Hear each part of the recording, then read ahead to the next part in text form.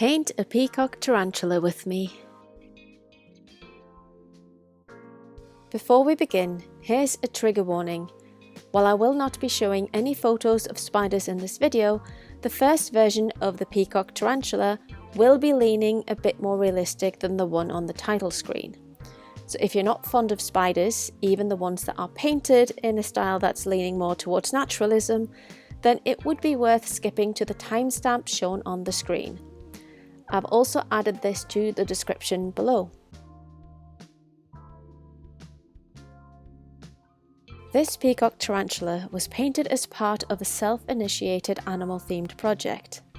The project was meant to only go on during October 2022, though as I was unhappy with the result, I ended up repainting all the images in November of the same year.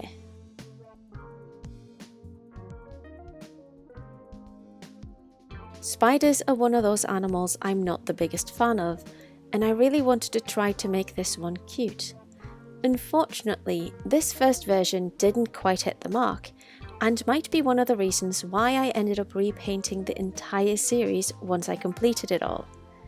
I had a similar issue with some of the other animals, like the Chinese pangolin. However, I felt it was so much more noticeable in this tarantula.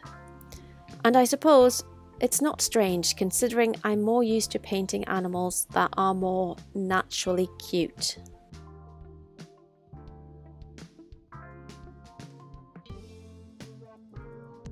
The number one reason why the first image leaned more realistic was that I was relying too much on reference photos and I was constantly looking at them. Using references to study something like this isn't a bad thing, especially if you're trying to stay as true to the references as you possibly can. But in my case, I ended up adding way more details than planned, which affected the style and moved it away from what I had in mind. Therefore, when I started this second version, I didn't use the reference photos as much, but instead I used my first drawing as a reference. This led me to focus more on simplifying and doing my best to make this spider look as cute as possible. So what did I do to make this spider cuter? First off, I made its behind a lot bigger and the head was painted smaller. The legs were made fatter and stumpier, and of course I added those big round eyes. Another thing I did was to limit the amount of dark colours in the image, and instead I focused on a bright turquoise colour. And I think the results of these choices led to a spider that kind of looks more like a stuffed animal, as it just looks friendlier and non-threatening now. I'd love to hear what you think about these spiders. Do you have a preference between the two?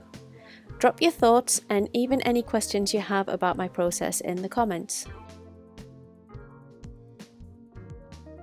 Thank you so much for watching. More process videos are up on my YouTube channel, but you can also find more of my work on my website and on social media.